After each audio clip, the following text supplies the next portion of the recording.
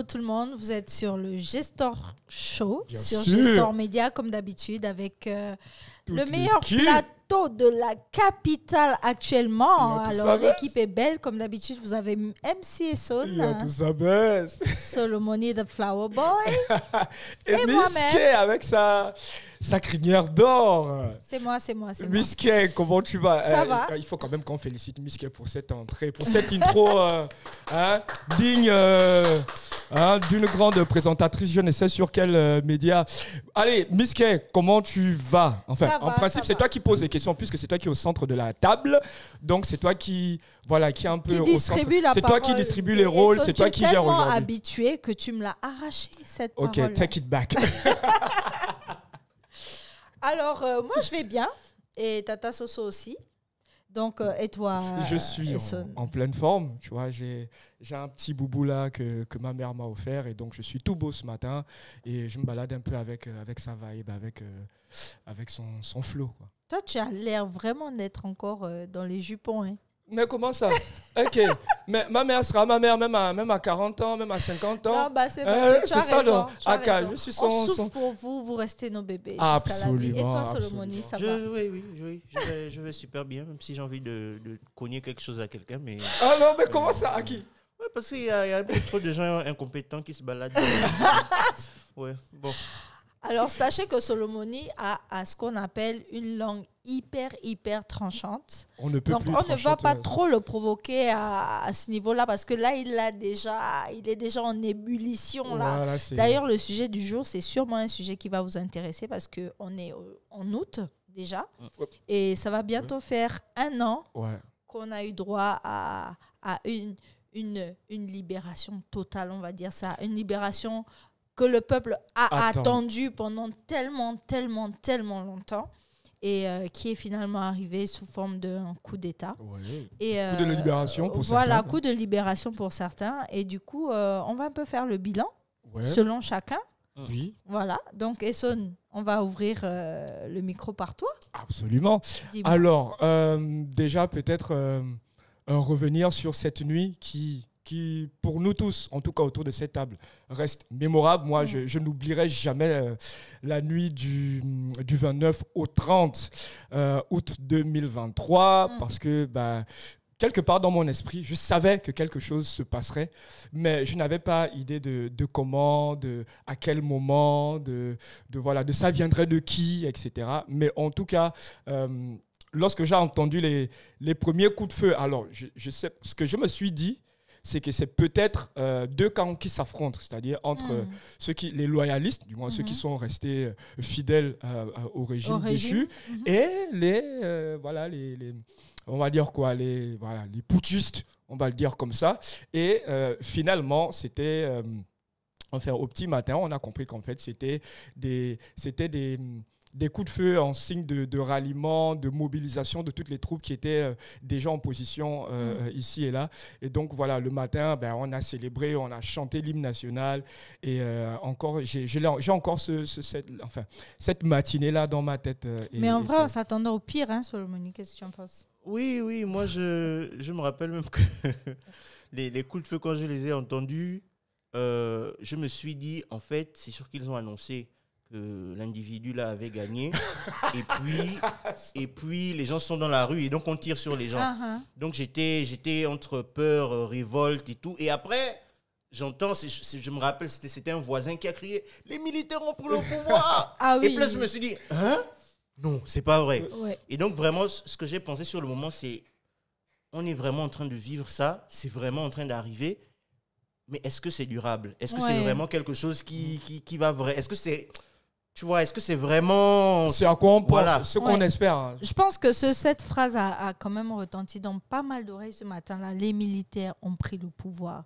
Et ça reste, ça fait écho comme ça dans la tête. Et puis on se dit, bon, les militaires, ok, c'est bien, mais la suite, c'est quoi? Ouais, mais après, Miskey, c'était quand même... le scénario est quand même idyllique, on va le dire, parce que jusqu'à avant que cet événement ne se produise, les militaires, c'était vraiment c'était la pire chose auquel un Gabonais puisse être confronté, quoi. Et donc, du coup, se dire que finalement, la libération vient d'eux. Oui. Effectivement. On a eu un regain de fierté vis-à-vis de la tenue, de l'uniforme et tout ça. Ça dit que j'étais prêt à faire même mon service militaire ça c'est sûr. Au petit matin. J'étais prêt. Ça c'est sûr, mais du coup, désillusion ou espoir? Alors moi, je reste optimiste. Pareil, Solomoni, il boude un tout petit peu dans son coin. Non, je ne boude pas. Je préfère rester optimiste parce que si on n'est plus optimiste, c'est que ça ne sert à rien. Mais moi, c'est plus le Gabonais, les Gabonais de façon générale. Je pense que on n'a pas encore conscience de ce qu'on veut réellement, dans quel pays on a envie de vivre. Et on a besoin de savoir ça. Parce que ça va nous permettre, en tant que Gabonais, de dire aux autorités qui sont là, on veut ça, on ne veut pas ça. Jusqu'à présent, en tout cas, de ce que je vois, je constate surtout qu'on est dans l'euphorie encore et on est un peu en train de subir les choses. On doit plutôt être dans l'action. Il y a une nouvelle constitution qui doit arriver, il y aura un référendum et tout ça. Absolument. Donc, je pense qu'on doit rester focus sur ces choses-là.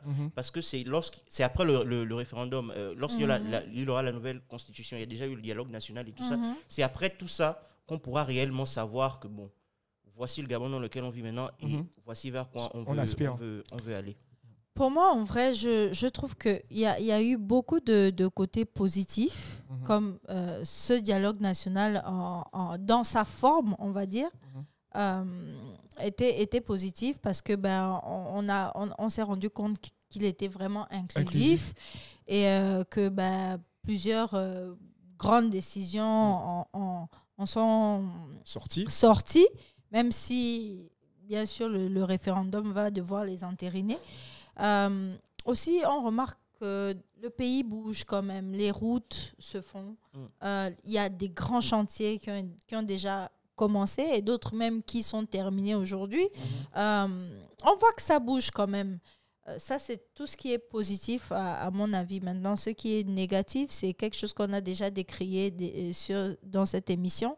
C'est, pour moi en tout cas, j'ai l'impression, le sentiment que les militaires deviennent des politiques. Et on avait peur dès le début de tomber dans ça. Et aujourd'hui, on a l'impression d'y être, mais vraiment de plein fouet, à plein nez. On voit aujourd'hui un homme en uniforme qui a délivré le pays, qui est en train de se donner au même jeu que les politiques d'hier dont il nous a délivrés. Donc, moi, j'ai un peu peur. Je me dis, où est-ce qu'on va? Est-ce qu'on va dans la même chose? Est-ce qu'on va même peut-être dans pire? Ou est-ce que réellement, demain, les choses vont s'améliorer? On n'est même pas encore à l'étape où le référendum a été fait. On n'est même pas encore au moment où la Constitution a été refaite. On n'est même pas encore au moment où on sait s'il y aura élection ou pas et quand il y aura élection et qui peut se présenter aux élections, que déjà on a l'impression de vivre une parade en fait. Une espèce de pré-campagne. Une espèce de pré-campagne. Qui ne dit pas son nom. Regardez, moi, je suis là. Et il y a beaucoup de je. Il y a beaucoup de c'est très... le discours est très centré, en fait. Et ça pour moi, c'est... Ça n'augure rien de bon. Voilà, ça n'augure vraiment rien de bon. Et on sait que le monsieur est très fan de Machiavel. Donc, allez savoir, avec les choses qui se passent aussi, où on renvoie des réfugiés chez eux. Bon, après, ça, c'est vraiment mon petit avis, mon petit point négatif par rapport à ce qui se passe depuis un an. Je partage vraiment ce point de vue et c'est là où, pour moi, la population est centrale. En réalité, c'est le peuple, que ce soit des militaires, que ce soit des politiques, à la fin de la journée, c'est le peuple qui décide qui le dirige. Et donc, c'est pour ça que je dis que j'ai l'impression que les gens ne comprennent pas. On est encore trop dans l'euphorie. Et tu vois des gens qui ont décidé de faire dans du kunabélisme, il faut dire ça comme ça. Du néo-kunabélisme. À la fois du côté des artistes, à la fois du côté des personnalités, à la fois du côté de l'administration. On est vraiment dans culte de la personnalité, Ah, qu'en réalité, le monsieur actuellement qui est en place, qui est au pouvoir, n'a demandé à personne, enfin, Exact. en tout cas de façon officielle, il n'a demandé ça à personne, mais c'est des gens qui font ça de façon spontanée, parce que comme je dis toujours, les Gabonais sont des gens traumatisés, et c'est peut-être un facteur qu'on ne prend pas suffisamment en compte. Nos grands-parents sont nés dans ce culte de la personnalité, dans Exact. ce pounabélisme. Nos parents sont nés dedans. Nous Nous-mêmes. sommes nés dedans. Donc, en réalité, je pense que c'est des réflexes qu'on doit apprendre à lâcher Exact. pour avoir la conscience citoyenne et de soutenir un individu sur la base de ce qu'il peut apporter de positif dans le Absolument. pays. Et qu'au moment où on se rend compte que ça dérape, qu'on soit capable en tant que population de lui dire, là, c'est pas bon, Ouais. il faut changer, là, on ne veut plus. Parce que c'est le peuple qui décide. Tous les dirigeants qui sont là, et il faut que les gens dans l'administration, les personnalités qui occupent des postes le comprennent. C'est le peuple, parce que c'est le peuple qui a la force du nombre. C'est le peuple qui décide qu'il dirige. Et donc, ce peuple-là doit être suffisamment conscient et comprendre que si jamais le CTRI fait quelque chose qui n'est pas bien, si jamais le CTRI dérape, il faut que ce peuple-là soit là pour dire au CTRI, on a cru en vous, restez sur le droit chemin. Moi, ce qui m'inquiète, c'est ce retour de la politique politicienne, en fait. Vraiment, c'est vraiment ce qui me dérange, parce que cette politique politicienne a fait beaucoup de mal aux Gabonais. C'est-à-dire le fait juste de faire de la politique pour la politique, sans qu'il y ait réellement des fondations solides, justement, pour construire quelque chose de durable. Et donc, moi, c'est vraiment ce qui m'inquiète, quoi, qu'on en soit encore là dans ce format-là. Et on est reparti aussi dans l'histoire d'occuper des postes sans compétences. Ça, Le cumul des postes, bon, voilà. Ça, c'est quelque chose qu'on a décrié pendant tellement d'années. Il y a des compétences au Gabon, il y a des gens qui sont capables. Et même à l'étranger, il y a des Gabonais qui sont capables, mais qui ne rentrent pas tout simplement parce qu'ils se disent, je vais venir là, j'ai pas de parents, je vais chômer, quoi. Donc, à un moment donné, essayez de revoir aussi votre manière de nommer les gens, là. Revoyez un peu tout ça, parce que nous, on est là, on regarde, et puis ce sont ces gens-là qui sont censés faire le Gabon de demain. Donc, c'est un peu compliqué dans ces conditions. Est-ce qu'il y a matière à s'inquiéter, Miské, avec tout le portrait de la situation actuelle qu'on a dressé? Est-ce qu'il y a matière à s'inquiéter? Oui, grave. Oui, Grave. Il y a vraiment matière à s'inquiéter. On s'inquiète, il ne faut pas suivre, on s'inquiète. On était, comme dit Solomoni, on est dans l'euphorie, mais derrière cette euphorie, quand même, il y a un point d'interrogation qui plane toujours. On se dit, où est-ce qu'on va finalement? Dans quoi? On est dans quoi? On est dans quoi actuellement? Moi, je veux rester optimiste jusqu'au référendum, Moi aussi. jusqu'à la nouvelle constitution, pour voir ce qui va se faire. Parce que c'est à ce moment-là qu'on aura les vraies directives. Ouais. Il faut qu'on se demande dans quel pays on veut vivre, comment on voit le Gabon, même sur la scène internationale, comment on a envie que le Gabon se fasse remarquer. Absolument. Quand on aura cette vision commune-là de se dire, aujourd'hui, on a envie que le Gabon soit aussi performant que le Rwanda, par exemple. Aujourd'hui, on a envie que le Gabon se retrouve dans des conversations avec des pays comme l'Afrique du Sud. À ce moment-là, on va... parce que il ne faut pas que nos dirigeants retombent dans ce qu'il y avait avant. C'est-à-dire qu'il y a un manque de... On ne tient pas les gens responsables pour les actes qu'ils posent. Et donc, il faut qu'on ait cette vision-là de se dire, on veut que le Gabon soit au niveau du Rwanda. Comment on fait pour arriver là? Et on a besoin des compétences. On a besoin des gens compétents là où ils doivent être. À ce moment-là, les bonnes personnes seront nommées. À ce moment-là, les gens qui font des détournements ou qui font des trucs seront sanctionnés. Il faut ça. Parce que c'est l'impunité qui fait en sorte que les gens s'amusent.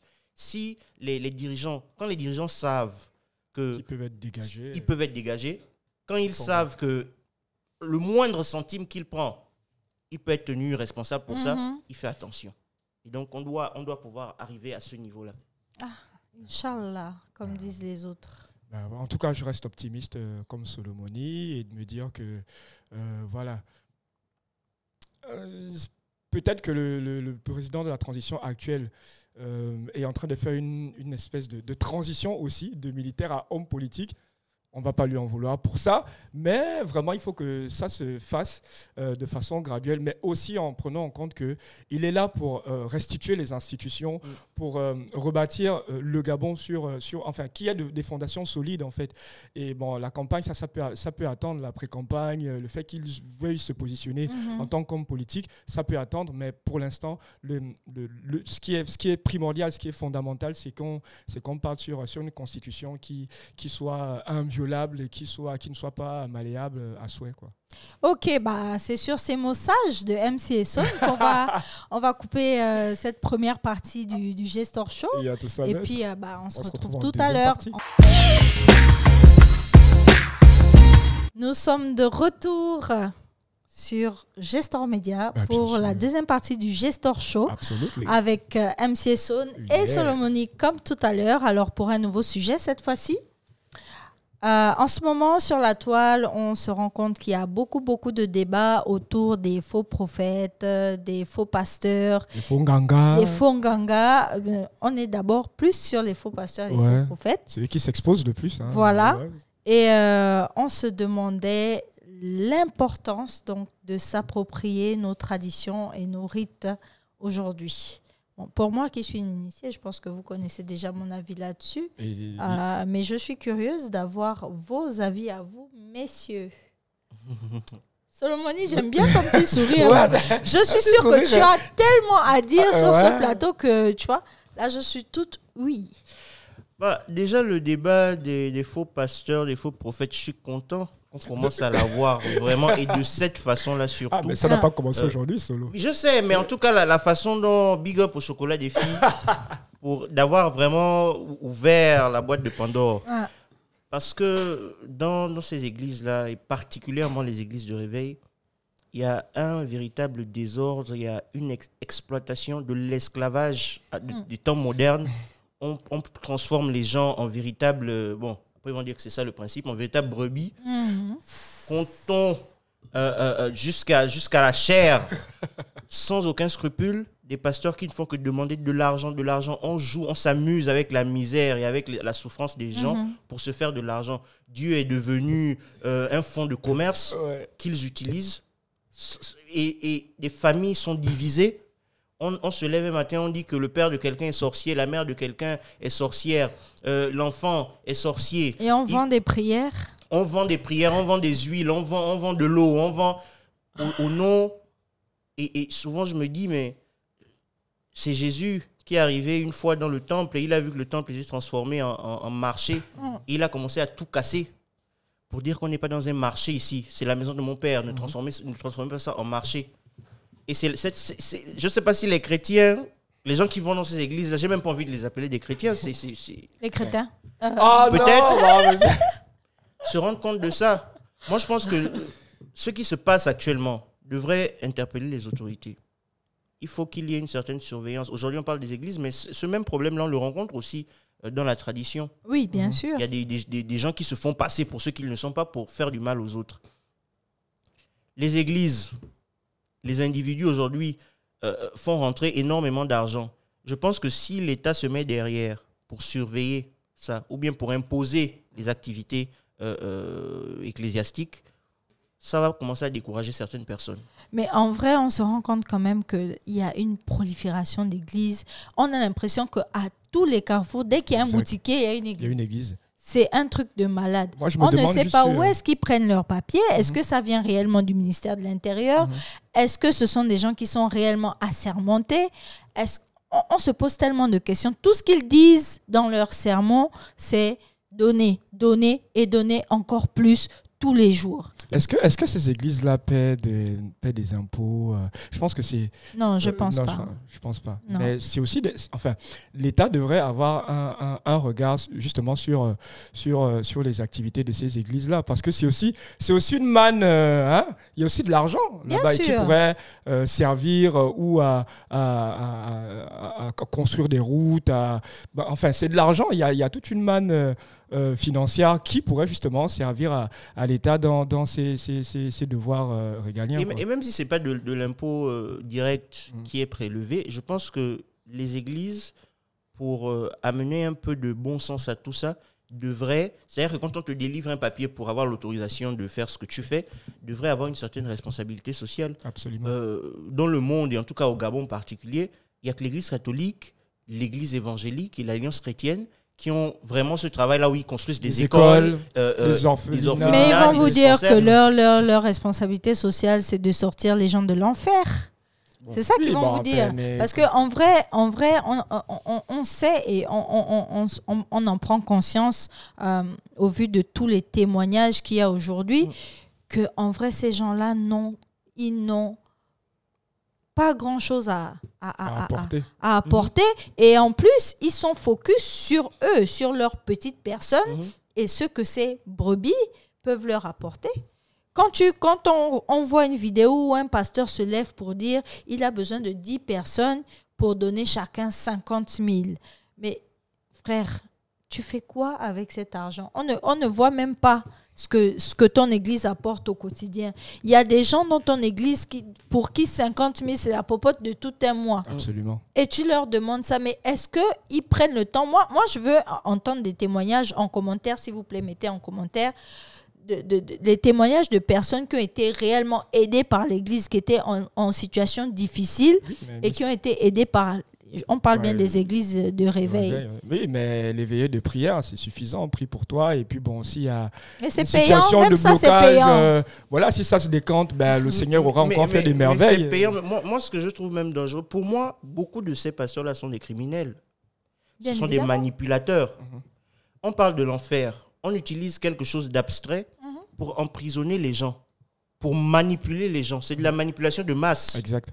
Et aujourd'hui, moi, j'ai même vu un pasteur sur TikTok qui s'amuse à dire « Ah oui, si vous faites des choses contre moi, je vous maudis. » Et puis, rien ne fonctionne dans vos vies. Et il y a des gens qui sont accrochés à ça, qui ont peur.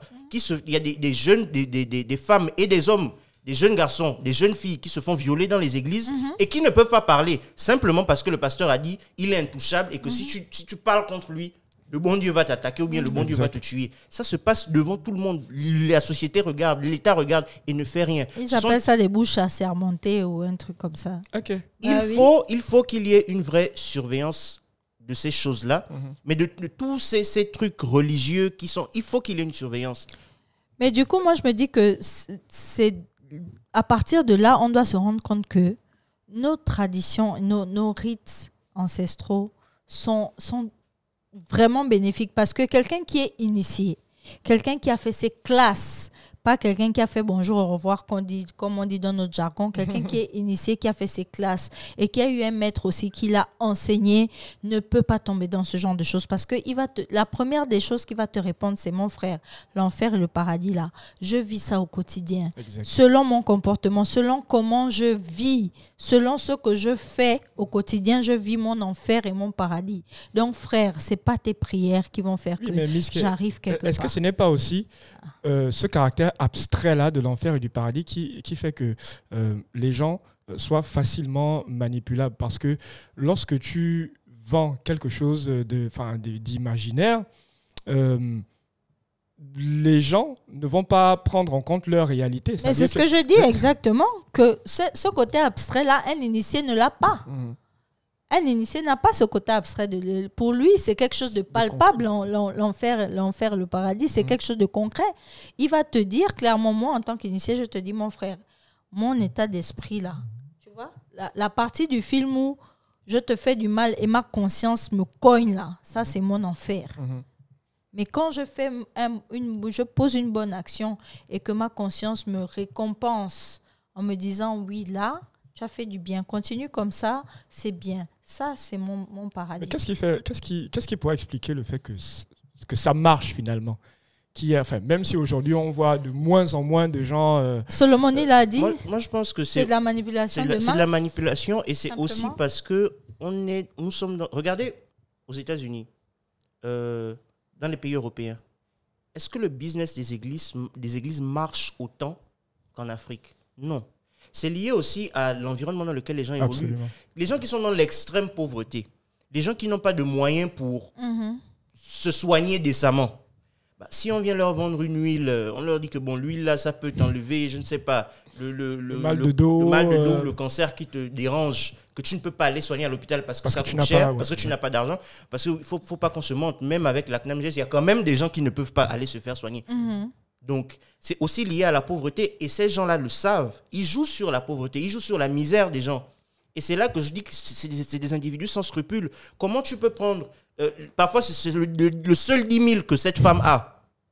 Et après ça, elle n'a plus rien, elle ne peut pas nourrir ses enfants. Mais ces pasteurs-là ne se gênent pas. Ils prennent ça parce qu'il faut vendre une soi-disant huile qui guérit. D'ailleurs, je vais profiter de ton propos pour vraiment sonner... tirer la sonnette d'alarme par rapport aux malades du VIH. S'il vous plaît, ne vous faites pas berner. Les antirétroviraux sont gratuits au CHU. C'est gratuit. Ne vous faites pas berner. Quel que soit le degré de, je ne sais pas, d'effet placebo que votre huile aura, ça ne va jamais vous guérir du VIH. Ça, je vous le dis. Et sachez qu'il y a des pasteurs qui sont en complicité avec des personnes dans des laboratoires pour faire sortir des faux positifs, des faux négatifs. Donc, calmez-vous. Prenez vos traitements. On ne vous empêche pas d'aller à l'église, mais s'il vous plaît, les huiles et les savons et les eaux, tout ça là, laissez ça d'abord. Prenez vos ARV, s'il vous plaît. C'était vraiment important pour moi de dire ça, parce qu'il y a trop de gens qui meurent justement parce qu'on leur met tellement de choses dans la tête. On leur dit, laissez les médicaments et prenez l'huile qui coûte 50 000. Mais les ARV sont gratuits, mon frère. C'est comment? Qui t'a mangé le cerveau? C'est quand même, c'est du cynisme. L'issue de la personne est... Et scellé. Mais enfin, tu réclames quand même de l'argent. Là, on frise, je sais pas moi, c'est du sadisme. C'est pour ça qu'il est important que les autorités se penchent sur la question, parce que ça devient un problème sérieux dans la société. Aussi, je pense que les gens de la tradition doivent faire un travail de sensibilisation aussi. Parce que la vérité, c'est que si ces églises ont pris énormément de terrain, si ces églises ont pris énormément de place, c'est parce que les gens de la tradition, très souvent, sont silencieux, ne disent rien. Bon, moi, j'ai quand même une réponse par rapport à ça. C'est la différence entre la spiritualité et la religion, c'est que la spiritualité, c'est quelque chose qui est déjà acquis. C'est acquis de base, tu vois. C'est quelqu'un qui recherche depuis, qui a tendance déjà à rechercher Dieu. D'une manière différente de la religion, qui va aller vers les traditions.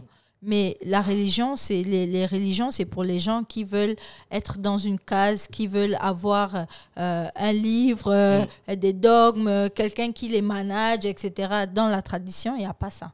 La tradition, tu vis ta réalité à toi. Selon tes génies, selon ce que tu as vu de l'autre côté, on t'oriente dans ta vie. Tu vois? Donc, ils vont venir dire quoi?